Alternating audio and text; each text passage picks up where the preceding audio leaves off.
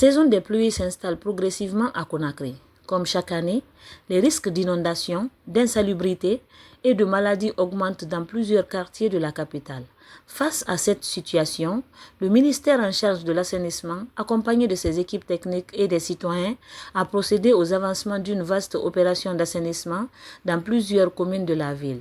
Cette initiative, lancée depuis un certain temps, vise à débarrasser les caniveaux et les points sensibles de la capitale des déchets qui empêchent l'écoulement normal des eaux de pluie.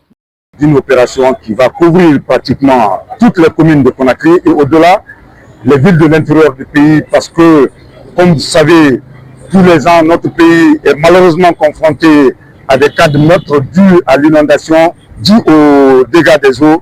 Et c'est ainsi que le ministère de l'assainissement, de l'hydraulique et des hydrocarbures, et avec l'ensemble des acteurs, à savoir le gouvernorat de Conakry, l'Agence nationale de l'assainissement et de la salubrité publique, les ONG, les communes, les chefs de secteur, les chefs de quartier se sont levés pour curer nos caniveaux, pour essayer de rendre notre capitale propre.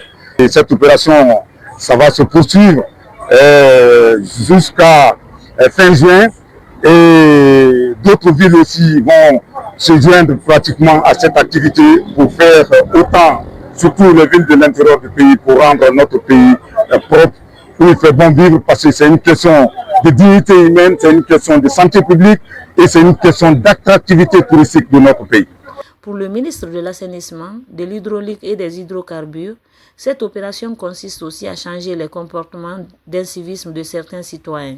Il invite également la population à adopter des comportements responsables afin de préserver la propriété de la ville. Ce n'est pas un lancement d'une activité de curage de caniveaux. Parce que depuis pratiquement 3 semaines, le gouvernorat et l'ensemble des acteurs travaillent. On était censé commencer en ville. Et si vous voyez aujourd'hui que nous sommes jusqu'au niveau de Kenya, c'est parce que de la ville à Kenya, il y a eu des efforts qui ont été fournis. Alors, vous, hommes de médias, tout ce que nous vous demandons, dans le cadre de la lutte contre l'insalubrité, c'est un appui. C'est la conscientisation de nos populations. Ce qui se passe dans notre pays aujourd'hui, avec l'insalubrité, ça ne date pas d'aujourd'hui. Ce sont des comportements que nous avons adoptés, des comportements qui ont été tolérés, qui ont été banalisés pendant de nombreuses années. Il y a l'aspect technique, il y a l'aspect économique, financier, mais aussi il y a l'aspect civisme. Et même dans nos quartiers, vous vous rendrez compte qu'à un moment donné, les chefs de quartier, les leaders d'opinion et l'ensemble des acteurs qui ont un certain âge, qui sont à mesure de nous sensibiliser dans nos quartiers, aujourd'hui, la plupart de ces hommes, même les hommes de Dieu, ont tourné le dos par rapport à cette question d'insalubrité.